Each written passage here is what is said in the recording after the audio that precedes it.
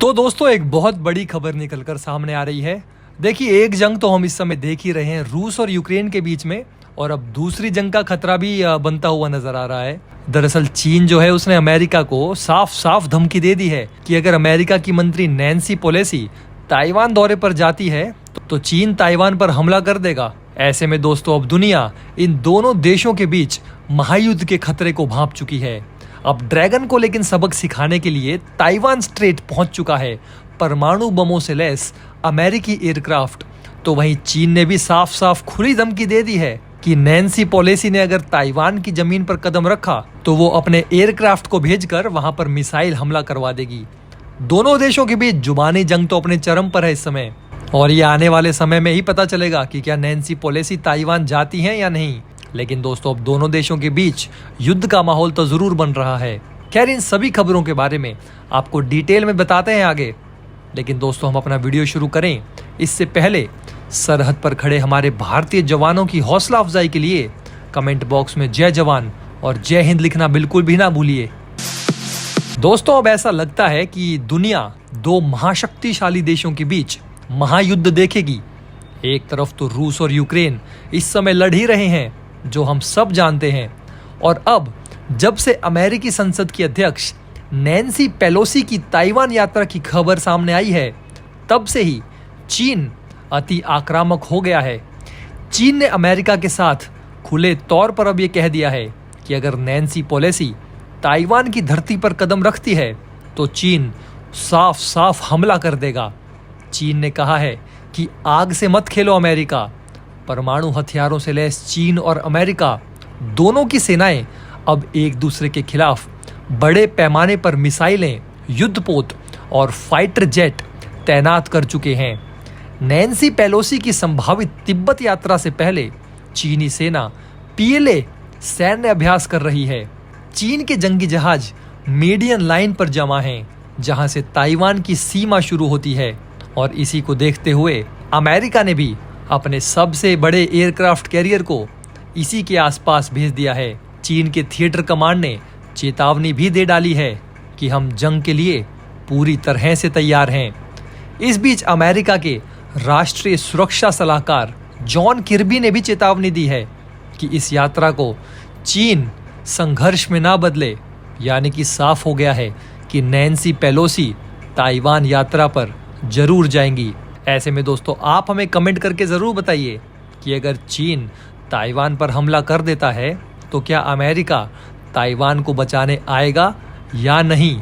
America दरअसल पहले भी यही बोल रहा था कि अगर यूक्रेन पर रूस हमला करता है तो हम यूक्रेन का जरूर बचाएंगे, लेकिन असलियत क्या है वो तो हम सब देख ही रहे हैं। इसलिए आप अपनी राय कमेंट बॉक्स में ज़रूर दीजिए। हालांकि अमेरिका ने अभी तक नैन्सी पेलोसी की यात्रा का ऐलान नहीं किया है, लेकिन अमेरिकी सेना ने एयरक्राफ्ट कैरियर, फाइटर जेट तक ताइवान की सीमा के पास जापान और अपने नियंत्रण वाले गुआम द्वीप पर तैनात कर दिए हैं। नैन्सी पेलोसी अमेरिकी राजनीति की तीसरी सबसे बड़ी हस्ती हैं। जी हाँ दोस्तों, साल 1997 के बाद वो अमेरिका की सबसे उच्च अधिकारी होंगी जो ताइवान के दौरे पर जाएंगी। इसी के चलते अब चीन जो है वो भी बुरी तरह भड़का हुआ है। अमेरिका को डराने के लिए चीन की सेना ने ताइवान स्ट्रेट में जोरदार युद्धाभ्यास शुरू भी कर दिया है। इस इलाके में चीन ने यात्री विमानों के आने जाने पर प्रतिबंध भी लगा दिया है। अमेरिका और चीन के चलते एशिया के साथ ही दुनिया के शेयर बाजार में भी दहशत है। इधर चीन भी नैन्सी पेलोसी की यात्रा से पहले जोरदार सैन्य अभ्यास करके अमेरिका को डराने की पूरी कोशिश कर रहा है। साथ ही साथ चीन खुले तौर पर धमकी भी दे चुका है। हाल ही में चीन के विदेश मंत्रालय के प्रवक्ता झाओ लिजियान ने धमकी भी दी है कि अमेरिका को इस दौरे के दुष्परिणामों को सहना होगा। चीन के रक्षा मंत्रालय ने भी कहा है कि इस यात्रा से ताइवान स्ट्रेट में और ज़्यादा तनाव भड़केगा। उन्होंने कहा कि चीन की सेना हाथ पर हाथ रखकर नहीं बैठेगी और ताइवान की स्वतंत्रता को रोकने के लिए मजबूत और कड़ी कार्रवाई करेगी।